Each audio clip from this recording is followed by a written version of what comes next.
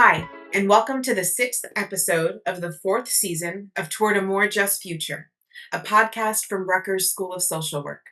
My name is Samantha Michaele, and I'm the Director of Business Services here at the school.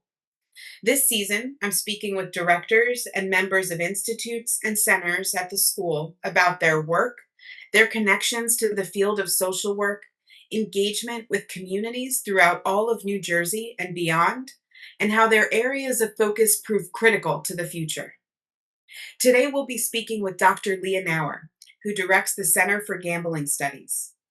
Dr. Nower is also a distinguished professor and serves as Associate Dean for Research for the school. A clinician and attorney, she specializes in gambling disorder and related harm and co-directs the Rutgers Addiction Counselor Training Certificate, also known as the ACT program, which provides training towards licensure in drug and alcohol counselors. The ACT program is also the first educational program nationwide to provide International Gambling Counselor Certification Board certified training for gambling counselors. Dr. Nower also serves as chair of the Public Policy Committee of the Rutgers Addiction Research Center in the Brain Health Institute at Rutgers Health. Dr. Nower's research focuses broadly on gambling, video gaming, and behavioral addictions, as well as measurement, big data analysis, and policy initiatives around responsible gambling. In 2022, she received the Lifetime Research Award from the National Council on Problem Gambling in Washington, D.C., for her research contributions over the prior 20 years. She also received the Rutgers Board of Trustees Award for Excellence in Research, which recognizes tenured faculty members who have made distinguished research contributions to their discipline and to society at large. Dr. Nower, thank you so much for joining us today. We're excited to have you here for our 5th episode of the 4th season of our podcast. Well, thanks for inviting me. I'm glad to be here. To kick us off, could you give us an overview of the Center for Gambling Studies, or CGS, and the work that you do? Sure. So the center was founded in 2007, and it remains actually the only gambling-related center in a school of social work in the world. It's one of maybe 4 gambling centers in the United States in general. It was founded to be focused on policy, on research, and on training clinicians to treat individuals who have gambling problems. So a few of the things that we do a wide range of things in those 3 foci. So we do big data analysis, we design screenings and treatments for individuals with gambling problems. We design frameworks to help evaluate responsible gambling strategies. We also have a subunit within the center now that is headed by Vivian Anthony. She's the scientific director for video gaming and esports, and it's devoted towards increasingly there's a nexus between the two, but she focuses more on the pure video gaming and esports, and then also moves over into the interactive gambling space as well. Jackie Stanmeyer is the associate director of the center. Thank you for that. I understand that CGS was recently named a Center of Excellence. Can you tell us a little bit about that? Sure. So the International Center for Responsible Gaming is really the primary funder in gambling in the United States and one of the primary funders in the world. There is no federal funding for gambling research. So those of us that work in this area get funding from places like the ICRG. And in 2023, they named us the Center of Excellence and gave us a 3-year grant to look at emerging adults in gambling. And so we are doing a number of projects in this area. So the first year we devoted our time to looking at the differences between emerging adults and other adults in our 2 epidemiological prevalence studies in New Jersey. Um, Next year, we're launching the first ever national prevalence study of emerging adults in gambling. And we are running that parallel to a policy analysis that we're doing where we kind of give a rating to states as to how gambling involved they are. And then we're going to statistically see whether youth and emerging adults, we're also looking at in some states, under 21 is not legal. So we're going to look at whether these individuals that gamble at higher intensity and higher frequency are located in these higher involved states or not, and what that means for policy. And then another of our projects is looking at phenotypes. So looking at the genetics of individuals who map according to these 3 different subgroups of people with gambling problems. And we're looking at that in 2 really large, one international, one national data set. And then the final study that we're going to be doing, this would be in year 3, we're going into year 2, takes a large online panel of emerging adults who have at least one gambling problem and looks at a lot of sort of nuanced personality factors like mattering, meaning, control, and looks at really what are the things that are driving those that have the much higher rates of gambling problems and maybe comorbid mental health issues, substance-based addictions, etc. So that's pretty much an overview of our Center of Excellence projects. Thank you for sharing that.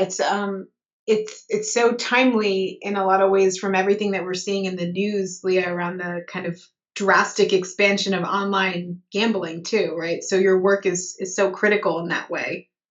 Can I ask a newbie question, maybe? And this is off script, so can I ask you just a side Sure. question? So Sure. it was the first time I heard you say that there's no federal funding for gambling research and this important work that you're doing. But I also know that there's this 1-800-GAMBLER number. So this is a Samantha newbie question.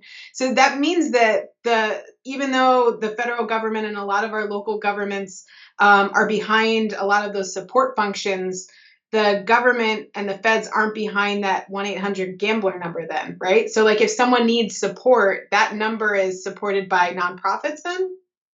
Correct. So that number, interestingly enough, is owned by the New Jersey Council on Compulsive Gambling, and it has been leased to the National Council on Problem Gambling, which is our sort of parent organization. It's our nonprofit on the national level who does pretty much 90 to 100% of the advocacy on a federal level, and that's who sponsors that hotline, and then that hotline is sent to the different states where the individual councils actually answer the phone. Got it. Thank you. Thank you for doing. I know it was a side question, but that's helpful for me context wise even. And it seems like New Jersey is kind of a a trendsetter in this work too, right? Definitely, we lead the way, and I mean our regulators just pretty much in most of these ways we're sort of thought of as the leader. So kind of taking a pivot a little bit to talk about you and this work, can you tell us about the path that led you here and to the role that you're in now as director for the center? Sure. So I am from Missouri, and I started off my career as a trial lawyer. So I was a public defender in rural counties in Missouri when I was a youngster.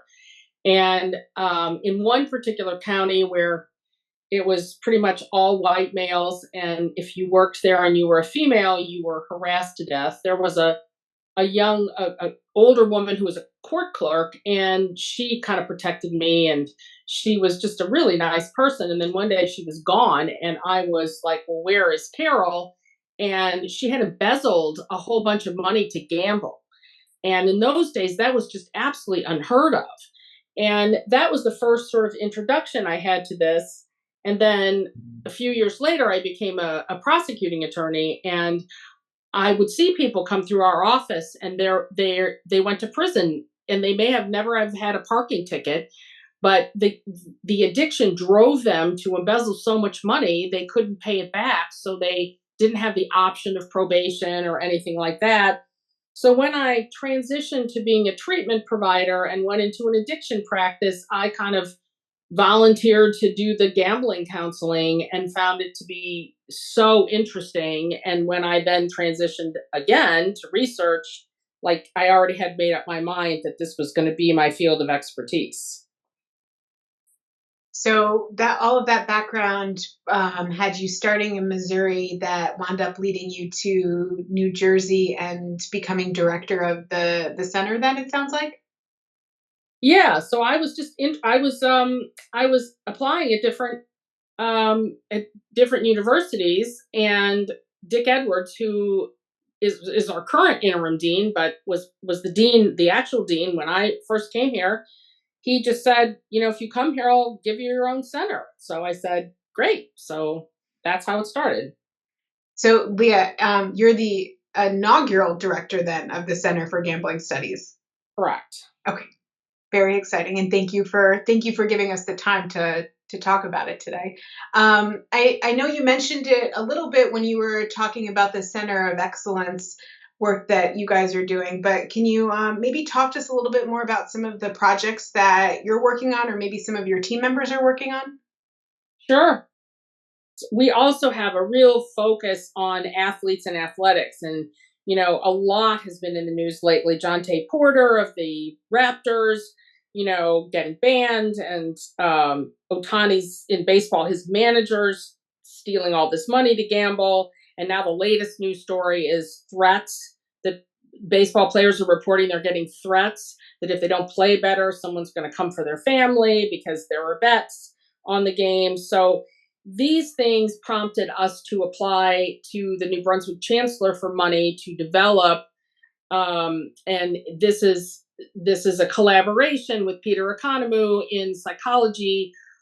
We are going to develop sort of an education platform for athletes coming to Rutgers, and we're also going to be training and incorporating gambling treatment and screening into the existing protocol for athletes, and we are hoping to develop a model that then can be replicated across the Big Ten. And Jackie Stanmeyer is completing her dissertation looking at gambling among athletes and coaches. We also, let's see, I'm trying to think of what other we have a lot of different athlete things going on now. We're looking at, Mark Vandermoss is looking at suicide in a large national data set, and we're looking at some sort of subsets of that, like Russian roulette, etc. So one of the things that we do and sort of our bread and butter is we analyze every single bet placed by every operator for both iGaming, which is casino, online casino and poker, as well as sports wagering in the state of New Jersey. So that's about 20 billion bets. And we're looking at several things of interest. One is we're looking at people who may have started in sports, are started in iGaming, and then migrate to the other platform. Because operators don't make their money off sports. They make their money off the casino online games. So the goal is but the problem has been that only older people really play those. And they have been trying to attract a younger market. But now with sports wagering, if they can capture this younger market in the sports and then triage them to the iGaming, that's where they're going to clean up. And so we're analyzing this migration bidirectionally. We're also looking at people who self-exclude, who say, well, I've got a gambling problem. I don't want you to let me gamble on your platform anymore. And they can choose to do that for 1 year, 5 years, or lifetime. And we're looking at the individuals that only choose the small terms and then come back on to play to see, well, what does their gambling look like before and after? We're also doing growth curve analyses where we're looking by age, classification, by gender, as to how the escalation goes with gambling, and then when it starts to level off, like how many years, how many months. And then a final thing we're looking at with regard to that is what's called chasing, which is people that start to get into a gambling problem will start to escalate the proportion of their spend and their bets. And so we're trying to figure out ways of predicting who does this using AI. And then maybe then we can have an algorithm that alerts people so that then there can be intervention. Well, I'm curious. So the tail end, Leah, of what you talked about there is opportunity for intervention, right? So can you maybe share a little bit about what you see the impact is on some of that analysis and maybe some of your other projects? Because the work that you're doing is innovative in terms of the data and the different scenarios that people find themselves in, but you're also looking to build out intervention tools and policy, right? So can you talk a little bit about where you see impact beyond the analysis? Sure. So, with the things that we're doing, the big data analysis that we're doing, the goal is to develop these algorithms, to develop, you know, red flag indicators that regulators could then say, when you see this, um, you need to devise a response strategy, and then for us to sort of come up with a ladder of responses. So, the first response may be an email saying, "Hey, we noticed you doubled your bets in the past week," and then a little information. Would you like to set a limit? And then it takes them to the responsible gambling page. As people get more and more severe or more and more pings, it would maybe be a phone call or a text message. And then at some point, there may be, in some countries, they actually ban the person when or force them to take a cool off period from their gambling. Another thing that we're looking at is, so we've trained close to 500 gambling counselors in New Jersey in this 30-hour certification that's required to be a competent gambling treatment provider. And we've developed a gambling expert, which is a very brief intervention that can be used at hospitals, at doctors' offices, at non-mental health settings to sort of raise the conversation with people that maybe seem to have some kind of gambling related problem and then triage them into the service system.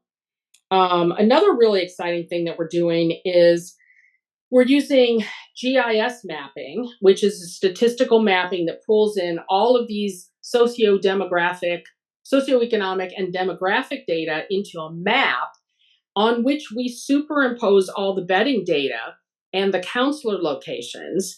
And it then allows regulators, legislators, anybody who wants to go in and pick variables of interest to them to see where in the state we have adequate help and where in the state we really need to develop better resources. So that's like a few of our projects and the practical implications of them.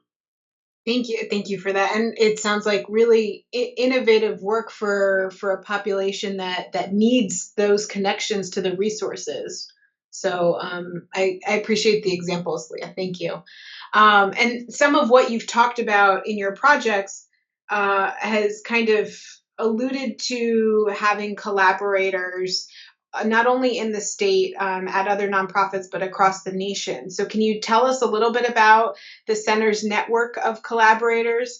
What does it look like? Who is involved? And then maybe a couple highlights? Sure. I mean, we work internationally. The University of Sydney, I've had a research affiliation there for probably 25 years and work very closely with them.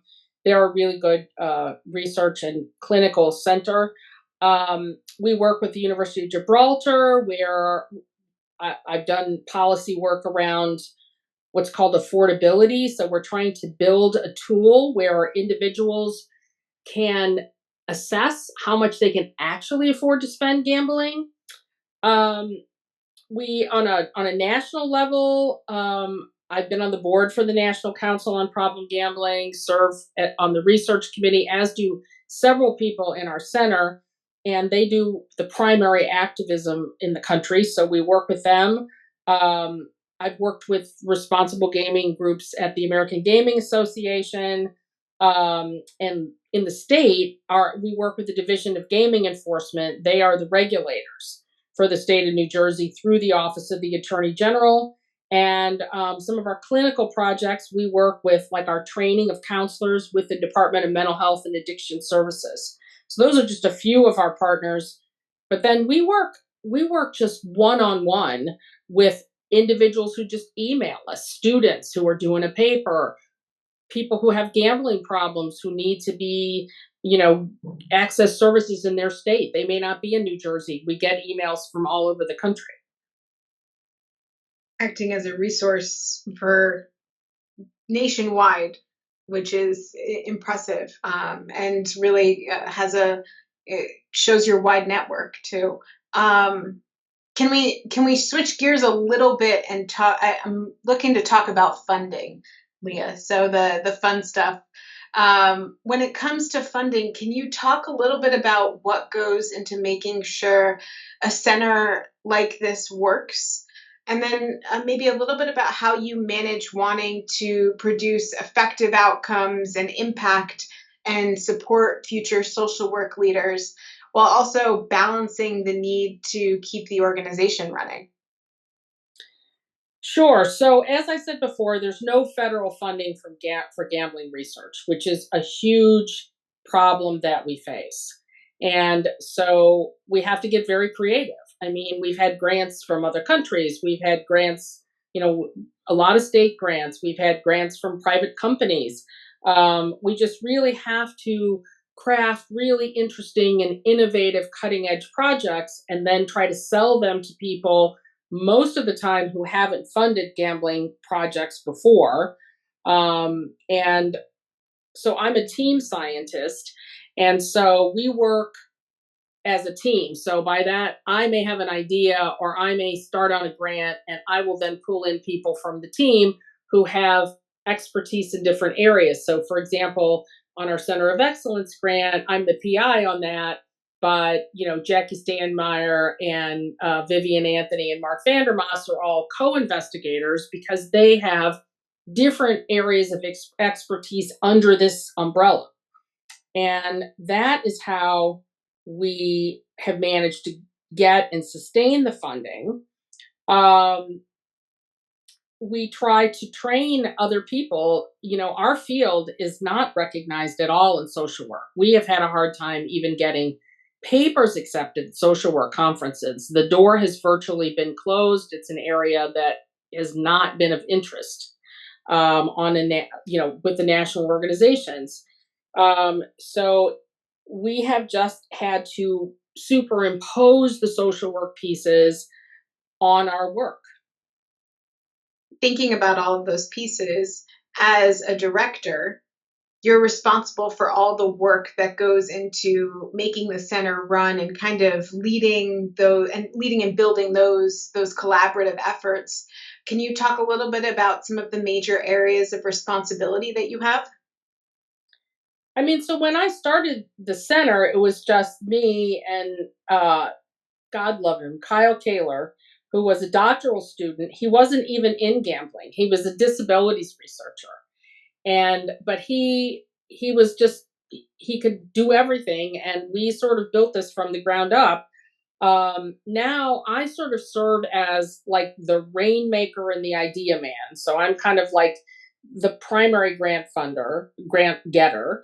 And then I do a lot of, you know, organizing and multitasking at the top level. So, figuring out, deploying teams, figuring out which people should be on which teams for which project, and making sure that we have all these projects kind of moving along.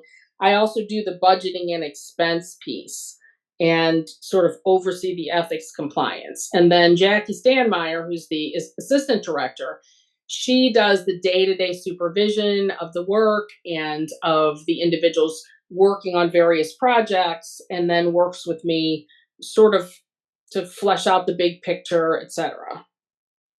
Thank you for that. It sounds like you have a strong team that's supporting you and this important work. Um, Very strong, yeah. Very lucky.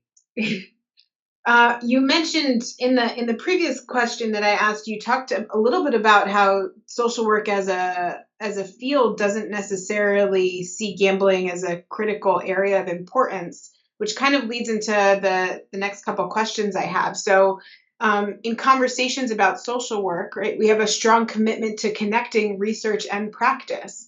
How do you see your center contributing to that mission and kind of the field? Well, all of our work has practical applications. So we don't do any projects that sort of sit in the ivory tower. I mean, all of our work goes from the ivory tower to the trenches and to communities, to individuals. Just every one of our projects, we develop tools for people to use. We try to guide policymakers and people who make decisions around mental health based on sort of empirical evidence. Um, I think that, you know, we take a very systems view to everything we do as well. So the framework from which we move is very social work driven. All of our work before there were DEI initiatives has always focused on cultural differences, you know, diversity among people and how gambling disproportionately impacts certain groups.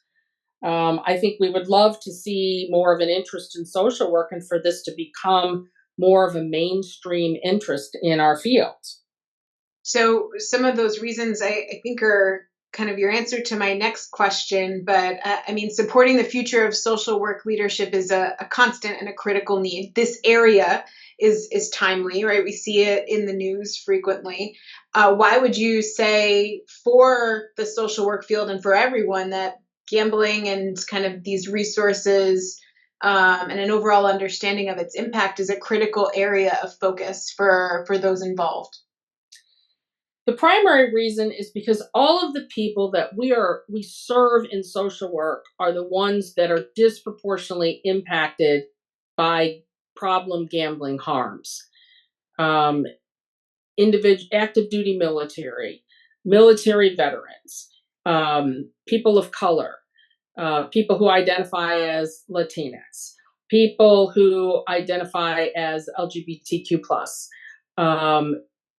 children, adolescents, people with who identify with disabilities. These are all the groups that problem gambling disproportionately impacts, and yet social work is absent from the conversation.